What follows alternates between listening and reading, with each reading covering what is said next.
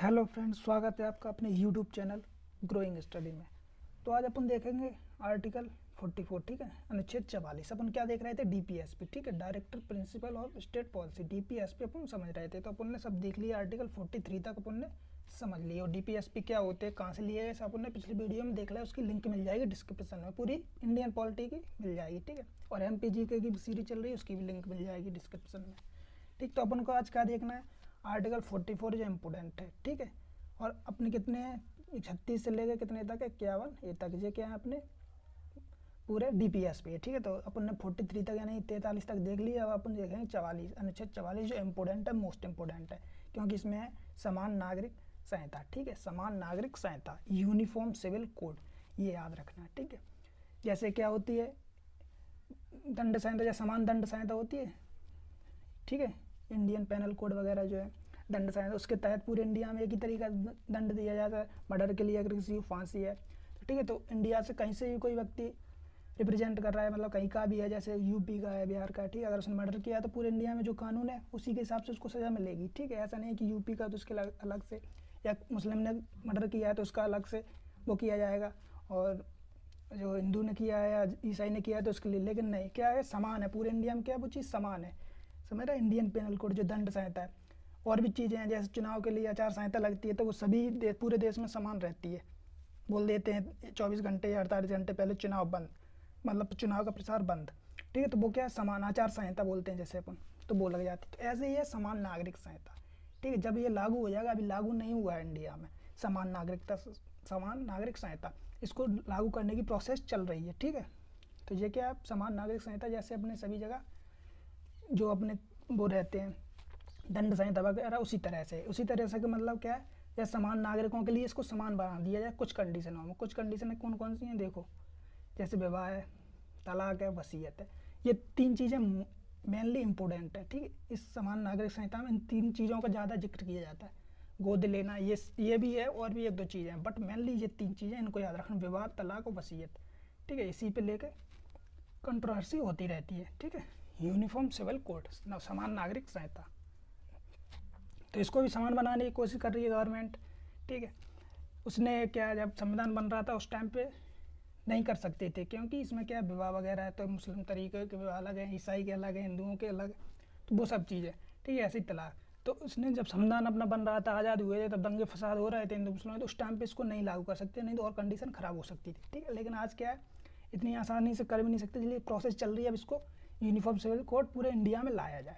ठीक है, तो ये लाया जाएगा तो अपन अच्छे से और समझेंगे क्या चेंजेस होंगे, बट अभी लाया नहीं गया, लेकिन प्रोसेस चल रही है। तो इसमें देखो क्यों क्यों ऐसा हो रहा है। इसके लिए देखो, जैसे विवाह है, विवाह मतलब हिंदुओं में अलग, मुस्लिमों में उनके धर्म के हिसाब से वो बोलते हैं कि हमारे धर्म में 3 या 4 विवाह जो भी है। ठीक है, ईसाइयों का अलग सिस्टम है। तो गवर्नमेंट क्या करना चाह रही है, जैसे विवाह है तो एक निश्चित कर दे कि हाँ, एक ही विवाह कर सकते हो तुम, चाहे किसी भी धर्म हो, किसी भी राज्य से हो, किसी भी, पूरे इंडिया में समान नागरिक संहिता लागू हो जाएगी। तो क्या होगा, जो गवर्नमेंट बनाएगी विवाह का सिस्टम, जैसे एक कर दिया तो फिर एक ही होगा, फिर किसी भी धर्म के हो तुम, कुछ नहीं हो सकता। ठीक है, ये कंडीशन है समान करने के लिए। ठीक, आज क्या है, वो 4 कर रहे हैं, वो 2 कर रहे हैं, कोई भी 3 कर रहा है, वो नहीं। ठीक है, अभी तो कर रहे हैं, कोई दिक्कत नहीं है, बट समान नागरिक संहिता लागू कर दी जाएगी तो ऐसा नहीं होगा, कम हो जाएगा। ठीक है, और जैसे जैसे लोग शिक्षित हो रहे हैं, होते जाएंगे, तो वो वैसे भी ऑटोमेटिकली इन सब चीज़ों का विरोध करेंगे। ठीक है, ये क्या, पुरानी जो कुरीतियाँ चली आ रही हैं वो चल रही हैं अभी भी कुछ जगह। ठीक, तो उसको ही समान करने की कोशिश की जा रही है। ठीक है, तो ये क्या है, विवाह का सिस्टम है।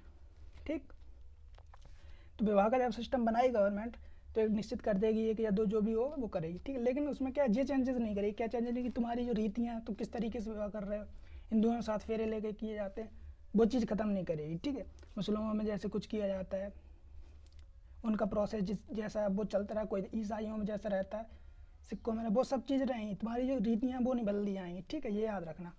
बस ब्याह कितने करने, कितना, कैसे प्रोसेस, वो सब बदल जाएगा, बट ये जो हमारी रीतियाँ वो नहीं बदल दी जाएंगी। ठीक है, 7 फेरे के तरीके से बिल्कुल कर सकते हो, मुस्लिम में जो तरीका होता है वो उससे कर सकते हैं, ईसाइयों में जो रहता है उस तरीके से कर सकते हो। तुम्हारा तरीका कुछ नहीं बदला जाएगा, बट ये चीज़ बदल दी जाएगी कि कितने करें। एक बोल दिया तो सभी के लिए फिर एक ही विवाह होगा, उसके अलावा नहीं हो सकता। ठीक है, वो सब चीज़ें हैं, वो किसमें, समान नागरिक संहिता में अगर आएगा तब। ठीक है, नहीं तो अगर अपन कुरीतियाँ भी चेंज कर दें कि हम वो 7 फेरे लेते हैं, वो उनके यहाँ कबूल है बोला जाता है, ईसाइयों में अलग होता है चर्च में जाके, ये सब चीज़ें वो चेंज नहीं कर जाएंगे। नहीं तो वो आर्टिकल 25 जो मौलिक अधिकार बोलता है धार्मिक स्वतंत्रता, वो छिन जाएगी उन लोगों की, तो वो सीधा सुप्रीम कोर्ट जा सकते हैं आर्टिकल 32 के तहत। तो मौलिक अधिकार नहीं छीन सकती गवर्नमेंट, ठीक है। इसीलिए रीतियों को चेंज नहीं करेगी, बट जो कंडीशन यहाँ पर बनेगी वहाँ के लिए कि ये कर दिया उन्होंने, सिविल नागरिक संहिता, मतलब पूरे इंडिया के नागरिकों को अब एक ही विवाह रहेगा, ठीक है। मुस्लिम भी 2 नहीं कर सकते, हिंदू भी 2 नहीं कर सकते, 4 नहीं कर सकते, वो सब चीज़ें, ठीक है। तो ये सब चीज़ें क्या है, विवाह के तहत हैं। सॉरी, ठीक। तो ये क्या है, विवाह के लिए। ऐसी तलाक, ठीक है, तलाक की भी प्रोसेस चल रही है, मतलब उसको कैसे करना है। अगर तुम तलाक के लिए जा रहे हो तो चाहे हिंदू हो या मुस्लिम हो या किसी भी धर्म के हो, ठीक है, उसके लिए कोर्ट के तहत प्रोसेस होगा, उसके तहत तुम्हारा तलाक किया जाएगा, ठीक है। ये जब समान नागरिक संहिता लागू हो जाएगा तब होगा, ठीक है। अभी ऐसा नहीं होता है, कहीं कहीं पर होता है, वो जो पढ़े लिखे लोग हैं वो उन तरीके से। बट अगर जब गवर्नमेंट ला देगी समान नागरिक संहिता, तो तलाक का प्रोसेस भी क्या होगा, चाहे किसी की धर्म किसी भी धर्म से हो, किसी भी राज्य से हो, कुछ फ़र्क नहीं पड़ता, जो प्रोसेस है वो फॉलो करनी पड़ेगी तलाक के लिए। जैसे कोर्ट का बोलेगी गवर्नमेंट, कोर्ट में जाओ, वहाँ पे डॉक्यूमेंट वगैरह ये सब चीज़ें, तो वो तलाक में भी हो जाएगा, ठीक। किसी भी धर्म या किसी भी स्टेट से कोई फ़र्क नहीं पड़ता, क्योंकि समान नागरिक संहिता लागू हो गई। बट अभी हुई नहीं है, इस पर प्रोसेस चल रहा है, हो जाएगी तो अच्छी बात है बहुत, ठीक है। दूसरा ये हो गया वसीयत में, जैसे रहता है वसीयत में, मान लो मुस्लिम है, उनकी वसीयत का जैसे बंटवारा होता है, जैसे ठीक है, जैसे उनके दादाजी है, कोई बच्चा है, ठीक है, ये दादाजी, फिर उसका लड़का, फिर उसका लड़का, यानी कि इसके दादाजी, ठीक है। मान लो किसी भी तरीके से इसके पिता, यानी इस बच्चे के पिता की डेथ हो गई है, ठीक है, डेथ हो गई है, तो क्या हुआ, तो इसकी जो वसीयत है अब वो अभी दादाजी के पास है, ठीक है, ठीक है। तो क्या हुआ, दादाजी के मतलब दादाजी ही चाहें अगर इस बच्चे को देना चाहते हैं वसीयत या कुछ करना चाहते हैं तो दे सकते हैं, नहीं दे सकते, अगर नहीं माना तो नहीं दे सकते, उसमें कुछ नहीं कर सकता ये, ठीक है। तो ये क्या है, उनके धर्म के हिसाब से वसीयत का बंटवारा है, ठीक है। दादाजी है, फिर उसके लड़का है, फिर उसका पोता है, ठीक। अगर ये डेथ हो गई इसकी, ठीक है, तो फिर दादाजी के ऊपर डिपेंड है कि वो इस बच्चे को अपनी वसीयत दे या ना दे, ठीक। तो ये चीज़, लेकिन अपने हिंदुओं में ऐसा नहीं है, अपने हिंदुओं में अलग सिस्टम है, ऑटोमेटिकली अपने यहाँ हो जाता है, ठीक है। दादाजी है और ठीक है, उसका लड़का, फिर उसका लड़का यानी कि इसका पोता है, ठीक है। तो इसमें क्या है, ये इस टाइम पे जैसे है, तो उसमें मान लो जैसे बच्चा है, जैसे गोद में आ जाता है, ठीक है, प्रेग्नेंट लेडी है, तो मान लो तभी से हो जाते हैं एक तरीके से धार्मिक अपने हिंदुओं में कि हाँ इसकी संपत्ति अब इसी की होगी, ठीक है, इसकी संपत्ति अब इस बच्चे की हो जाएगी, ठीक है।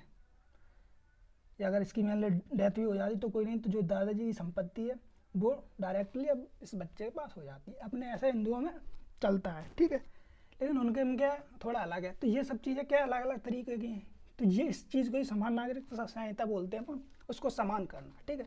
तो ये इसका भी एक प्रोसेस बना दे, इनकी जो वसीयत का प्रोसेस है वो सभी धर्मों के लिए, सभी राज्यों किसी कोई भी हो तो उसके लिए समान कर दिया जाएगा, ठीक है। ऐसा नहीं है कि उनके धर्म के हिसाब से चल रहा है, ऐसा होगा तब उसको वसीयत मिलेगी, ऐसा होगा तो नहीं।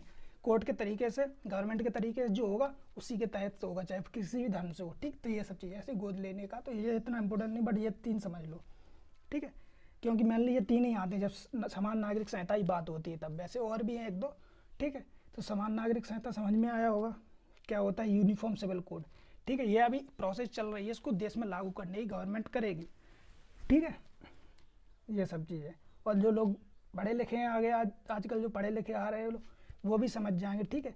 अगर समान नागरिकता संहिता नहीं भी लागू होगी तो भी जो आगे आने वाली पीढ़ी है वो समझदार पढ़ी लिखी है, तो वो भी वैसे भी बिना इसके लागू हुए भी समझदार हो जाएगी, ठीक है। बहु विवाह है जैसे बहुत लोगों में तलाक वगैरह, ये सब प्रोसेस, ठीक है। अगर ला देगी गवर्नमेंट तो भी अच्छा और भी अच्छा है, ठीक है, गवर्नमेंट के तहत, ठीक है। लेकिन ये क्या है, अपना DPSP है, DPSP, ठीक है। DPSP से ज़बरदस्ती लागू नहीं करा सकते, ठीक है। गवर्नमेंट अगर गवर्नमेंट के पास अगर है एबिलिटी कर सकती है तो करा सकती है, ठीक है। अपने मौलिक अधिकार की तरह नहीं कर सकती, ठीक। तो ये सब चीज़ें, क्योंकि ये DPSP अपन ने समझ लिया क्या है कैसे पिछले वीडियो में, ठीक।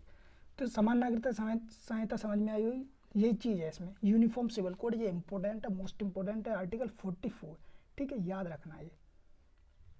यहाँ से क्वेश्चन बनता है कि समान नागरिकता संहिता किस आर्टिकल में, आर्टिकल 44 यूनिफॉर्म सिविल कोड के नाम से जाना जाता है, इसे बोलते हैं वो समान नागरिक संहिता, ठीक है, ये याद रखना। अब आगे देखो, ये चीज़ समझ में आ गई, ठीक है। अब ये क्वेश्चन और बनता है, जैसे अपना इंडिया है, इसमें एक राज्य ऐसा है जो मैंने इंपॉर्टेंट आर्टिकल बताए थे ना, उसका वीडियो डाला है, तो उसमें भी बताया था मैंने ये चीज़ कि आर्टिकल 44 यानी कि समान नागरिक संहिता लागू करने वाला कौन सा एक राज्य मात्र इंडिया में। तो याद रखना ये क्वेश्चन पूछा जाता है, बनता है, ठीक है, कोई सा भी एग्जाम हो इंडियन पॉलिटी से ये क्वेश्चन बन जाता है। तो कौन सा वो राज्य है जिसने समान नागरिक संहिता लागू कर रखी है, तो वो हो जाएगा गोवा, ठीक है, गोवा, ये याद रखना, ठीक। पूरे इंडिया में नहीं हुआ, पूरे इंडिया में अभी लागू नहीं हुआ, ठीक है, वो लेकिन गोवा ने अपने जो वो राज्य गोवा उसने अपने हिसाब से लागू कर लिया है, ठीक।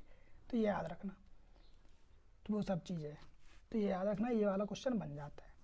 समझ में आया। आर्टिकल 44 आगे देखो 45, आर्टिकल 45 अनुच्छेद 45, ठीक है। इसमें क्या है देखो, बालपन पूर्व देखभाल 6 वर्ष से कम आयु के बच्चों की शिक्षा, ठीक है। तो ये याद रखना, इसमें क्या है, बालपन पूर्व देखभाल और 6 वर्ष से कम आयु के बच्चों की शिक्षा, तो ये आर्टिकल 45 में कहा गया है। तो मैंने बताया था, ठीक, गवर्नमेंट के पास अगर ऐसी फैसिलिटीज़ हैं, उसके पास पैसे, तो वो इसको कर सकती है, तो वो होता भी है बच्चों के लिए, ठीक है। जैसे मैंने महिलाओं के लिए बताया था, समान कार्य समान वेतन के लिए समान कार्य, ठीक है, और प्रसूति सहायता वगैरह ये बताई थी। तो कुछ ऐसी कंडीशन होती है जिसको गवर्नमेंट करती है, ठीक है, बच्चों के लिए, महिलाओं के लिए वो करती है, ठीक है। इतना तो होता ही है गवर्नमेंट के पास, और जैसे और आर्टिकल उनको लागू नहीं कर पा रही है, कोई दिक्कत नहीं है, बट इनको करती है वो लागू, ठीक है। जैसे 43, 45 है, ठीक है। तो इसमें क्या है, बालपन पूर्व बिल्कुल होता है, बच्चे जब छोटे होते हैं 0 से 5 साल के, 6 साल के, तो उनकी देखभाल होती है फ्री में। जैसे क्या होता है, क्या किया जाता है, टीकाकरण किया जाता है बच्चों का, ये क्या है, ये इसी आर्टिकल 45 के तहत है, ठीक है। उनकी देखभाल करना, आंगनबाड़ी वगैरह जो बनाई गई हैं, ठीक है, और उनको शिक्षा भी प्रदान करना, जैसे आज आंगनबाड़ी में शिक्षा प्रदान की जाती है 6 वर्ष से कम बच्चों को, ठीक है, और गवर्नमेंट स्कूलों में भी रहती है। तो गवर्नमेंट में तो 6 से 14 वर्ष के बच्चों के लिए भी है।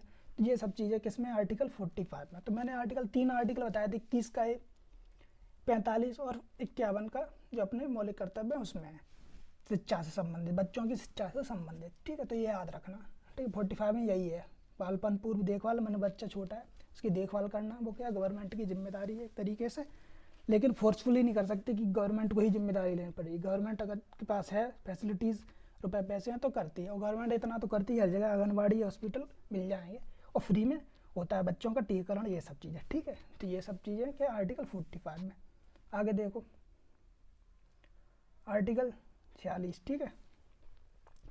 आर्टिकल 46 में क्या है, SC और ST यानी कि अनुसूचित जाति, अनुसूचित जनजाति के वर्गों की को आर्थिक शैक्षणिक हितों को बढ़ावा देना, ठीक है। तो ये भी चीज़ सेम है, सेम का मतलब क्या है, आरक्षण से संबंधित मान लो, जैसे SC और ST के वर्गों को लोगों को आर्थिक सहायता प्रदान करना, शैक्षणिक सहायता को बढ़ावा देना, ठीक है, आर्थिक सहायता को बढ़ावा देना, शैक्षणिक सहायता को मतलब कॉलेजों स्कूलों में शैक्षणिक सहायता देना, उनको वो क्या कहते, ठीक है, जैसे स्कॉलरशिप वगैरह होती है, ये सब चीज़ें, तो उनको बढ़ावा देना, ये किसका काम है, गवर्नमेंट आर्टिकल 46 के तहत करती है। इसमें कहा गया अगर गवर्नमेंट के पास हो रहा है, बन रहा है तो, ठीक है, तो ये सब चीज़ें करेगी गवर्नमेंट, आर्थिक बढ़ावा देगी, शैक्षणिक हितों को बढ़ावा देगी, ये सब चीज़ें आर्टिकल 46 में, अनुच्छेद 46 में, ठीक। आगे अपन देखते हैं क्या है, 47 देख लो, इसमें क्या है, आर्टिकल 47, पोषाहार का स्तर बढ़ाने, जीवन स्तर सुधारने, जन व्यवस्था की स्थिति बेहतर करने संबंधी सरकार का दायित्व है। ये सरकार का दायित्व है, सरकार को ऐसा करना चाहिए। मैंने बताया DPSP क्या है, लोक कल्याण के लिए, सामाजिक कल्याण के लिए, ठीक है। तो वही चीज़, अगर इन चीज़ों को अपन करेंगे तो उसमें अगर लोगों का कल्याण भी होगा, समाज का कल्याण होगा, विकास होगा समाज का, ये सब चीज़ें, ठीक है। तो पोषण आहार का स्तर बढ़ाना चाहिए, पोषाहार का स्तर बढ़ाना, जैसे गवर्नमेंट बांटती है फ्री में नहीं दो, जैसे 2-3 रुपए किलो गेहूँ, 5 रुपए किलो गेहूँ, चावल, ये सब बांटती है, तो वो क्या पोषाहार का स्तर बढ़ा रही है, ठीक। गरीब से गरीब लोग इसको ले लें, उसका, ठीक है, खाने में यूज करें, तो उसका क्या पोषाहार का स्तर बढ़ जाएगा, पोषाहार का स्तर बढ़ेगा तो जीवन स्तर भी सुधरेगा, ठीक है। जन व्यवस्था की स्थिति, जन स्वास्थ्य की स्थिति, ठीक है, फ्री में मैंने बताया ट्रीटमेंट वगैरह होते हैं, बेहतर करने, जैसे अभी कोरोना के चल रहे हैं, टीकाकरण वैक्सीनेशन चल रहा है, तो फ्री में चल रहा है, ठीक है, हर कोई उसको ऐसा नहीं लगवा सकता था, रुपये से अगर कर देते, तो वो क्या जन स्वास्थ्य की स्थिति को बेहतर कर रहे हैं, गवर्नमेंट कर रही है, तो गवर्नमेंट का दायित्व है ये, ठीक है। तो ये क्या सरकार का दायित्व है, ये सब चीज़ें, तो आर्टिकल 47 में कर रही है गवर्नमेंट, ठीक है। तो ये क्या गवर्नमेंट के पास हैं पैसे, उसको कर सकती है, तो इसलिए वो कर रही है। अगर नहीं होते, मान लो अगर वैक्सीनेशन के भी 10 रुपये, 50 रुपये, 100 रुपये लेती, तो लेती, क्योंकि गवर्नमेंट के पास रुपए नहीं थे, इसलिए ले सकती है वो भी, क्योंकि अपन जान नहीं सकते कि हमारे आर्टिकल, क्योंकि ये DPSP अगर गवर्नमेंट कर रही है, गवर्नमेंट के पास है वो चीज़, तो अवेलेबल कराएगी, फ्री में कराएगी या कुछ रुपये ले कराएगी, बट यहाँ पर गवर्नमेंट के पास है मान लो तो फ्री में दे रही है वैक्सीनेशन। तो ये सब चीज़ें हैं, ठीक है, क्योंकि ये अपने मौलिक अधिकार तो है नहीं, तो कहीं सुप्रीम कोर्ट चले जाओ तुरंत, ऐसा नहीं ये DPSP है, ठीक है। ये सब चीज़ें आर्टिकल 47 में। आगे देखो अनुच्छेद 48 आर्टिकल 48, इसमें क्या कहा गया है, कृषि एवं पशुपालन का संगठन, जैसे कृषि के लिए नीतियाँ वगैरह बनाई जाती हैं, ठीक है, योजनाएं बनाई जाती हैं, वो सब चीज़ है। पशुपालन का संगठन मतलब पशुपालन का, जैसे पशुपालन की तस्करी होती है, ये सब इधर उधर ट्रांसफ़र होता है, पशुओं गायों को ले जाया जाता है, काटते हैं, ये सब चीज़ें गवर्नमेंट का क्या है, दायित्व बनता है इन सब चीज़ों को रोकने की कोशिश की जाए, ठीक है। तो ये सब चीज़ें क्या है, कृषि एवं पशुपालन का संगठन, ये सब चीज़ें। पर्यावरण संरक्षण, वन एवं वन्य जीवों की सुरक्षा, ये भी चीज़ें करनी चाहिए। पर्यावरण संरक्षण है, पर्यावरण को बचाना, पेड़ पौधे वगैरह, ठीक है, उसके लिए कानून लाए गवर्नमेंट, उसको रोके, ठीक। तो ये सब चीज़ें वन है, वही चीज़ है। वन्य जीवों की सुरक्षा है, ठीक है, जानवर होते हैं, जंगली जानवर होते हैं, ये सब चीज़ों की सुरक्षा, ठीक है। जो नेशनल पार्क वगैरह हैं, ये सब चीज़ उसी के तहत रहते हैं सब प्रोसेस, ठीक है, अभ्यारण्य वगैरह। तो ये क्या गवर्नमेंट का दायित्व है आर्टिकल 48 के तहत, ये याद रखना है। जैसे पूछा जाता है कृषि से पर्यावरण संरक्षण से आर्टिकल कौन सा संबंधित है, 48, ठीक है। पशुपालन का संगठन, ये सब चीज़ें ये याद रखना, ठीक। आगे देखो 49, ठीक है।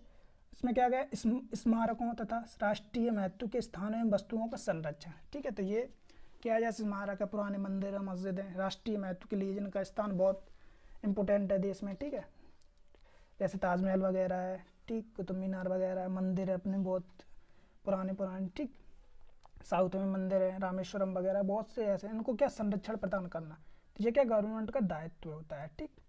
स्मारकों तथा राष्ट्रीय महत्व के स्थानों में वस्तुओं का संरक्षण प्रदान करना, ये किस में कहा गया, आर्टिकल 49, इसको भी याद रखना, ठीक है, इसको याद रखना। ये पूछा जाता है कि राष्ट्रीय स्मारक और राष्ट्रीय महत्व के लिए जो स्थान है उनको संरक्षण किस आर्टिकल में दिया जाता है, तो 49, ये याद रखना। आगे देख लो, ठीक है। तो अपन देखें आर्टिकल अब 50, अनुच्छेद 50, ठीक है। आर्टिकल 15, इसमें क्या है, न्यायपालिका कार्यपालिका से अलग होना। जैसे न्यायपालिका सुप्रीम कोर्ट है, हाई कोर्ट है, इन सब चीज़ें क्या है कार्यपालिका से अलग है। जैसे एग्जीक्यूटिव, जैसे संसद वगैरह प्रोसेस जो रहती है मंत्रिमंडल, उससे अलग है, बिल्कुल अलग है, क्योंकि ये स्वतंत्र बॉडी है न्यायपालिका, ठीक है। हाई कोर्ट है, सुप्रीम कोर्ट है, इसमें गवर्नमेंट का कोई इतना रोल नहीं देता, गवर्नमेंट इसको फोर्स नहीं कर सकती न्यायपालिका। तो वो पूछा गया है, ऐसा पूछा जाता है कि किस आर्टिकल में न्यायपालिका का और कार्यपालिका का अलग होना है, तो वो आर्टिकल 50 है, ठीक है, याद रखना। DPSP में आता है न्यायपालिका का कार्यपालिका से अलग होना, ये याद रखना, ठीक। आर्टिकल 51 देख लो, इसमें क्या है, 51 में अंतर्राष्ट्रीय शांति एवं सुरक्षा को प्रोत्साहन देना। अंतर्राष्ट्रीय शांति एवं सुरक्षा को प्रोत्साहन देना गवर्नमेंट का दायित्व है। जैसे इंटरनेशनल कोई है, जैसे युद्ध वगैरह है या कुछ भी चीज़ें हैं, तो उसको शांति बनाए रखना, ठीक है, पहले शांति बनाने की कोशिश रखना, वो सब चीज़ें, एवं सुरक्षा बनाए रखना अपनी देश की, तो उसको प्रोत्साहन देना वो कौन करेगा, गवर्नमेंट का दायित्व होता है। तो ये याद रखना। आर्टिकल 51 में पूछा जाता है कि अंतर्राष्ट्रीय शांति की बात किस आर्टिकल में कही गई है, सुरक्षा को प्रोत्साहन देने की बात किस में कही गई, आर्टिकल 51, अनुच्छेद 51 में, ये याद रखना, ठीक है। अब इसमें ही देख लो आर्टिकल 51A में क्या है, मौलिक कर्तव्य 11, ठीक है। मौलिक कर्तव्य क्या है, कितने अपने 11 है मौलिक कर्तव्य की बात की, ठीक है। मैंने बताया था मौलिक अधिकार कहाँ से लिए गए थे, अमेरिका से, और मौलिक अधिकार अमेरिका से लिए गए थे, मौलिक कर्तव्य लिए गए थे रूस से, ठीक है। तो ये याद रखना, पूछा जाता है कहाँ से लिए गए, तो कितने अपने मौलिक कर्तव्य हैं, 11 मौलिक कर्तव्य, ये भी याद रखना, ठीक है।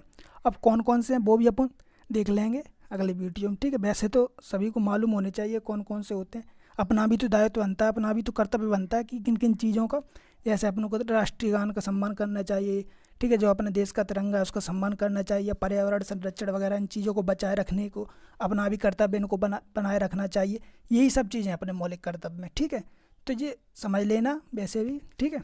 इसके लिए देखो वीडियो बनाएंगे तो ठीक है, नहीं तो ये तो अपन को पता ही है मौलिक कर्तव्य, ये सब चीज़ें अपने जो कर्तव्य हैं, ठीक है, क्योंकि सरकार अपन को इतना सब कुछ दे रही है, अपन को उसने मौलिक अधिकार दिए हैं, ठीक है, लेकिन उसने फिर क्या कहा, मौलिक कर्तव्य भी अपने भी कुछ कर्तव्य बनते हैं, ठीक है।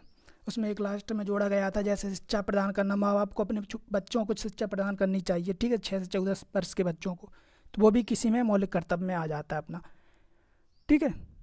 तो ये सब चीज़ें क्या है, मौलिक अधिकार कहाँ से लिया गया, रूस से लिया गया है, ये भी है। जैसे मौलिक अधिकार कहाँ से लिए गए, अमेरिका से लिए गए, ठीक है, ठीक। तो ये हो गए मौलिक कर्तव्य। अब वैसे क्वेश्चन पूछा था, ये जोड़े कब गए, क्योंकि बाद में जोड़े गए, 51A है तो एक ए में जोड़े गए, 51 के में, तो कब जोड़े गए, तो ये जोड़े गए थे 1976 में, जो संविधान हुआ था, कौन सा, 42वां संविधान संशोधन, ठीक है, 42वां संविधान संशोधन उसके तहत जोड़े गए थे। ठीक है, तो ये याद रखना, ये इंपॉर्टेंट है। ये क्वेश्चन पूछा जाता है कि मौलिक कर्तव्य किस संविधान के तहत जोड़े गए, किस संविधान संशोधन के तहत, तो 1976 में 42वें संविधान संशोधन के तहत। तो 42वां संविधान संशोधन मोस्ट इंपॉर्टेंट है, इसके ऊपर अपन एक अलग से वीडियो भी बना देंगे, क्योंकि ये क्वेश्चन यहाँ से बन जाता है। क्योंकि 42वां जो संविधान संशोधन है इसको मिनी कॉन्स्टिट्यूशन या लघु संविधान के नाम से भी जाना जाता है। ठीक है, तो ये क्या है, अपने मौलिक कर्तव्य हो गए। ठीक है, मौलिक कर्तव्य ये याद रखना। और जैसे मैंने लास्ट वाला बताया था, जो शिक्षा संबंधित है, बच्चों को शिक्षा प्रदान करनी चाहिए, माता पिता का दायित्व है, तो इसको भी जोड़ा गया था। 86वां संविधान संशोधन, इसको भी याद रख लो, 86वां संविधान संशोधन 2002। ठीक है, 2002 याद रखना। ठीक, 86वां संविधान संशोधन वो भी जोड़ा गया था। कब? ये जो माता पिताओं का दायित्व बनता है वो भी मौलिक कर्तव्य के अंदर आता है। ठीक है, उनको शिक्षा प्रदान करना। ठीक, तो ये याद रखना। लेकिन ये इंपॉर्टेंट है, इसको याद रखना, मौलिक कर्तव्य कब जोड़े गए, तो जो 1976 में क्या हुआ था, 42वां संविधान संशोधन, इसको याद रखना। ठीक है, 42वां संविधान संशोधन, मौलिक कर्तव्य वो कहाँ से लिए है, रूस से। ठीक है, तो ये अपन ने क्या फिनिश कर लिए, DPSP, directive principle state policy, मौलिक कर्तव्य। ठीक है, राज्य के नीति निर्देशक तत्व। ठीक है, ये अपन ने क्या कर लिए, खत्म कर लिए, समाप्त हो गए अपने। ठीक, अपन ने क्या देख लिया, अपने पार्ट 4 यानी संविधान के 4 भाग अपन फिनिश कर चुके हैं। ठीक है, भाग 4 तक अपन हो चुके हैं। 1 देख लिया, 2 देख लिया, 3 में तो अपने मौलिक कर्तव्य हैं, तो वो तो इंपॉर्टेंट हैं, और भाग 4 भी इंपॉर्टेंट है। ठीक है, अब अपन यहाँ से अब स्टार्ट हो जाएगा भाग 5 से, क्या, केंद्र। जो केंद्र रहती है उसके प्रधानमंत्री, राष्ट्रपति वगैरह ये सब चीज़ें आ जाती हैं। ठीक, केंद्र एवं संघ, वो सब चीज़ें ये कहाँ से कहाँ तक चलेंगे वो भी देख लेंगे। ये अपने स्टार्ट 51 पे, ये खत्म हो गया 52 से। ठीक, वो चीज़ स्टार्ट हो जाएगी 52 से। ठीक है, उसके बाद फिर राज्य चालू हो जाएंगे, राज्य के मुख्यमंत्री, ये सब चीज़ें, तो वो भी अपन समझते जाएंगे डिटेल में। ठीक है, और अपनी जो इंडियन पॉलिटी सीरीज चली रही उसमें अपन ये सब फिनिश कर चुके हैं। ठीक, और इम्पोर्टेंट आर्टिकल का मैंने वीडियो डाला वो उसको भी देख लेना, उससे तो क्वेश्चन बन जाएगा। उसमें पूरे ओवरऑल के इंपॉर्टेंट आर्टिकल हैं, उससे बाहर एक भी आर्टिकल नहीं जाएगा। ठीक है, तो वो भी देख लेना। ठीक, तो मिलते हैं अपन अगले वीडियो में। बहुत बहुत धन्यवाद।